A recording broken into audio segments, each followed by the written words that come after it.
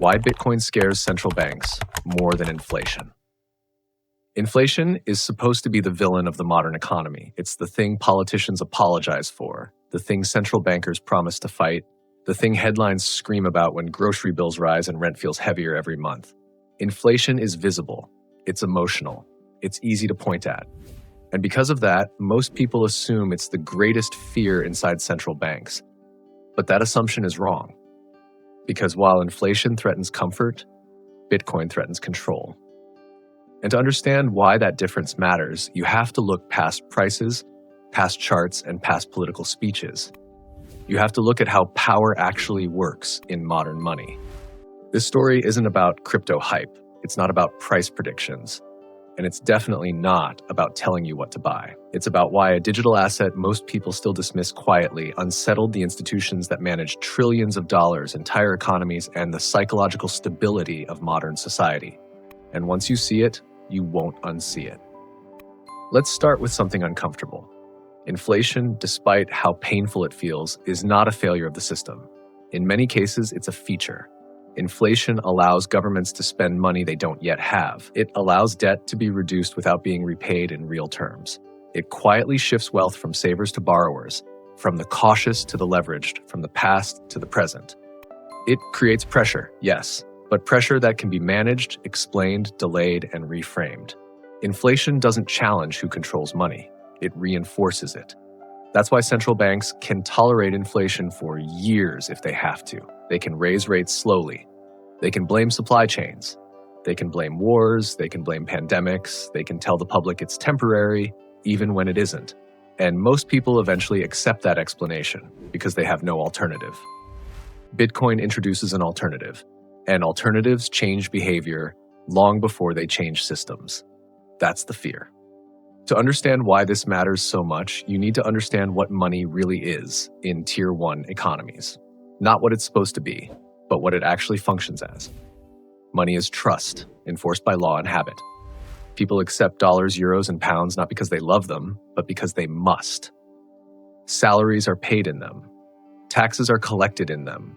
Debts are enforced in them. Courts recognize them. Banks settle in them. The entire legal and financial architecture of daily life is built around a single assumption. There is no exit. Inflation doesn't break that assumption. It strains it. Bitcoin challenges it. Historically, whenever people had a credible exit from state-controlled money, governments reacted swiftly, sometimes violently, sometimes quietly, but always deliberately. Gold once played that role, and for centuries it limited what governments could do. You couldn't print gold, you couldn't create it with policy.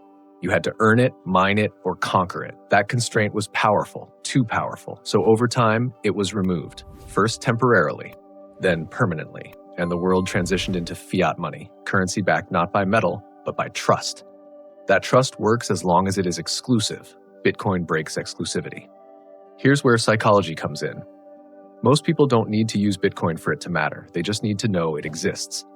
That awareness alone changes incentives. It changes expectations. It changes how people interpret inflation, policy decisions, and long-term promises. When inflation rises in a world with no alternatives, people complain but comply.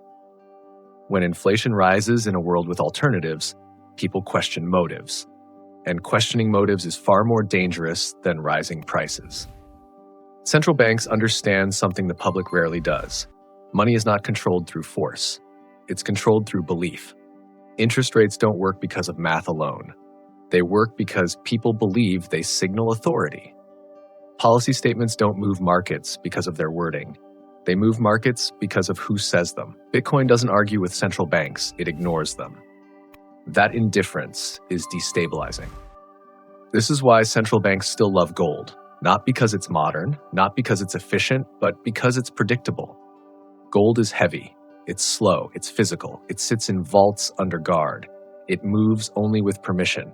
It requires institutions to store, insure, and transfer it. Gold doesn't compete with daily money. It underpins it quietly in the background. Bitcoin doesn't sit quietly.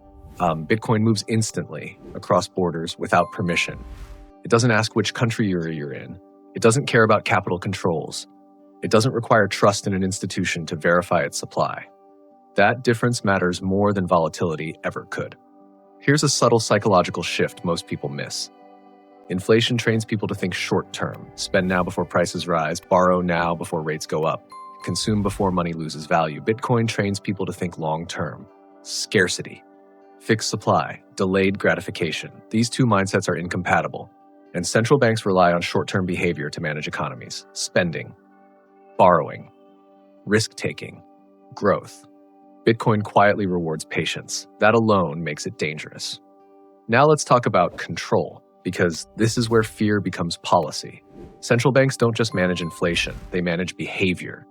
They influence how much people save, how much they borrow, how much risk they take, and how confident they feel about the future.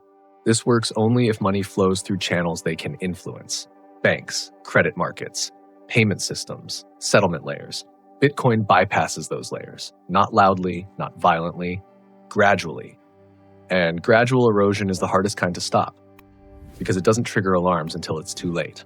This is why the response to Bitcoin has never been purely economic. It's legal, regulatory, narrative-based.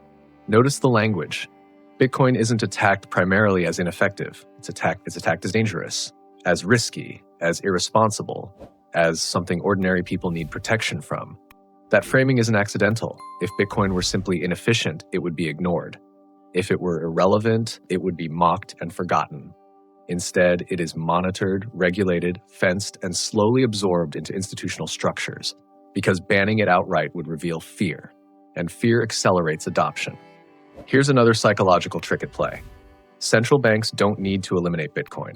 They just need to make it feel complex, inconvenient, and intimidating. Complexity reduces participation. Friction discourages exits. This is why regulation focuses on on-ramps and off-ramps. Custody rules, reporting requirements, tax ambiguity. The asset itself isn't the target. Movement is. Because control over money has always been control over movement. This also explains why central bank digital currencies exist. CBDCs are not about innovation. They're about competition.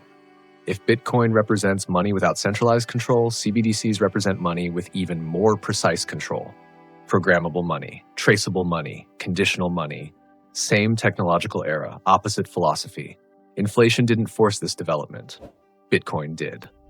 For Tier 1 economies, this conflict is especially delicate.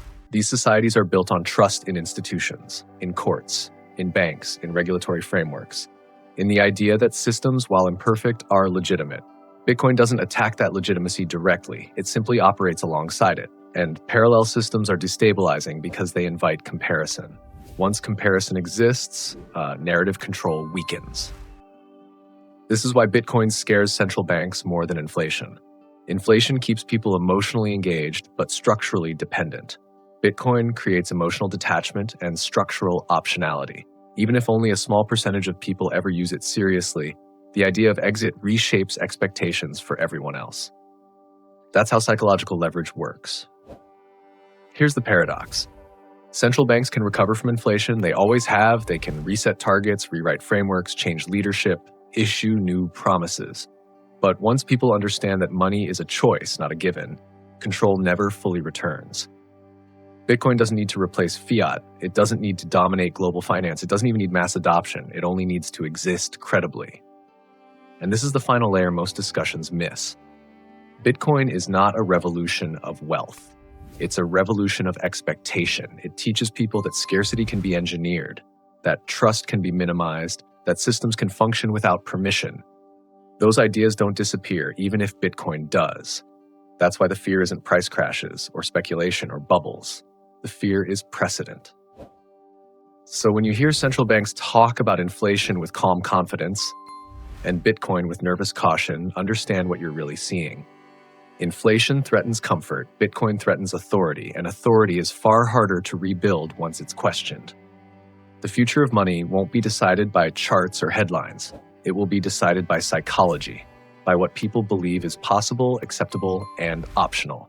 Bitcoin expanded the menu, and systems built on monopoly don't like menus. If this story changed how you see money, power, or the quiet mechanics behind global finance, then you already understand why this topic matters far beyond crypto. These shifts aren't loud, they don't happen overnight, but they shape decades. If you want more deep, documentary-style breakdowns of how money, power, and psychology really work behind the scenes, make sure to subscribe to Money Hub. These are the stories that don't trend on headlines, but quietly define the future. Because in modern finance, what you don't see often matters more than what you do.